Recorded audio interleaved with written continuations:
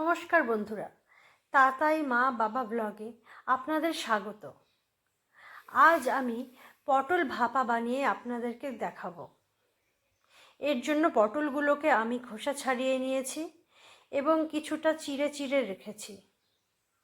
এবার এতে আমি দিয়ে দিয়েছি কিছু পরিমাণে নুন এবং হলুদ গুঁড়ো। নুন ও হলুদ গুঁড়ো দিয়ে ভালো মতন পটলটাকে আমি মেখে নেব।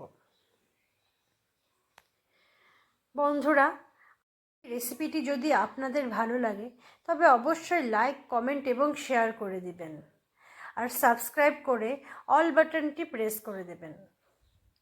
আমার এখানে তেল গরম করা হয়ে গেছে। এবার এতে আমি পটলগুলো ছেড়ে দিয়েছি।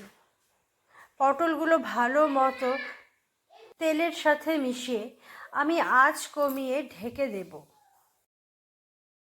এদিকে আমি মিক্সিতে শস্য, পোস্ত এবং কাঁচা লঙ্কা বেটে রেখেছি। একটি বাটির মধ্যে সেই মিশ্রণটি ঢেলে তার মধ্যে দিয়ে দিয়েছি হলুদের গুঁড়ো এবং পরিমাণ মতো নুন। এবার তাতে আমি দিয়েছি ফেটিয়ে রাখা দই এবং সরষের তেল। এবার চামচ দিয়ে আমি সব মিশ্রণকে খুব ভালো মতো মিশিয়ে নিয়েছি। ততক্ষণে আমার কড়াইয়ে পটলটি ভাজা হয়ে গেছে। এখন আমি সেই ভাজা পটল এই মশলার মধ্যে মিশিয়ে নিয়েছি। এবার সবার শেষে আমি এর মধ্যে দিয়ে দিলাম কয়েকটি কাঁচা লঙ্কা, যার আমি মুখটিকে সামান্য চিড়ে দিয়েছিলাম।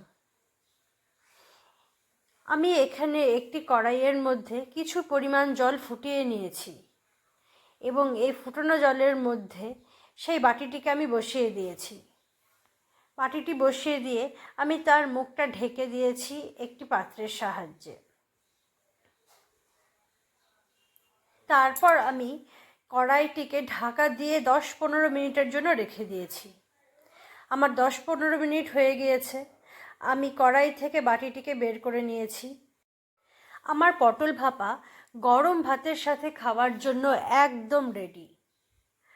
আপনারা যদি মিস করতে না চান তবে আপনারা নিজেরাও বাড়িতে এটি বানিয়ে গরম ভাতের সাথে খেতে পারেন। অসাধারণ লাগবে, কথা দিচ্ছি।